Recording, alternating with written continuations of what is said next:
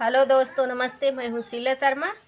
आज एक न्यू गाना लेकर आई हूँ, नाच गीत आप लोगों को सुनाने के लिए। आप लोग फुल आवाज़ करके दोस्तों सुनना। आप सबको पसंद आ जाए तो लाइक शेयर सब्सक्राइब कमेंट ज़रूर करना दोस्तों।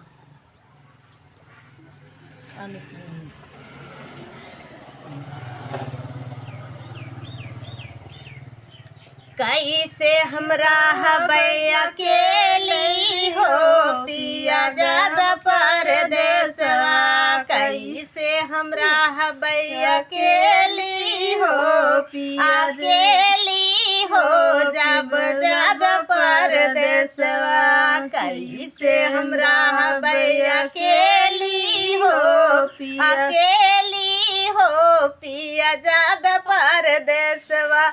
माई तहार हमर खूब जिद करी है, माई तहार हमर खूब जिद करी है, खूब जिद करी है पिया, खूब जिद करी है, खूब जिद करी है पिया, खूब जिद करी है। और हमसे करई है सारा काम हो जब जब परदेसवा, हमसे करई है सारा काम हो पिया जब परदेसवा।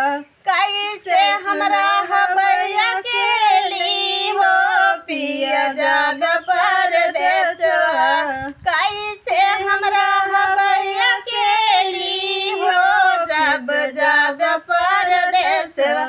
भाभी तहार हमर खूब जिद करी है, भाभी तहार हमर खूब जिद करी है, खूब जिद करी है भैया, खूब जिद करी है। और हमसे करई है बंटवारा हो जब जब परदेसवा, हमसे करई है बंटवारा हो जब जब परदेसवा।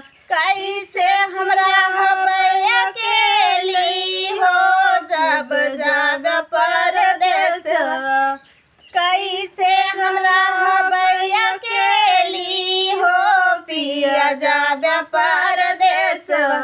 बहिनी तहार हमर खूब जिद करी है, बहिनी तहार हमर खूब जिद करी है, खूब जिद करी है राजा, खूब जिद करी है, खूब जिद करी है राजा, खूब जिद करी है। वही तो लगाई है चुंगुलिया हो जब जब परदेसवा, माइस लगाई है चुंगलिया हो जब जब परदेसवा। कैसे हमरा हबैया अकेली हो पिया जब परदेसवा, कैसे हमरा हबैया अकेली हो जब जब परदेसवा।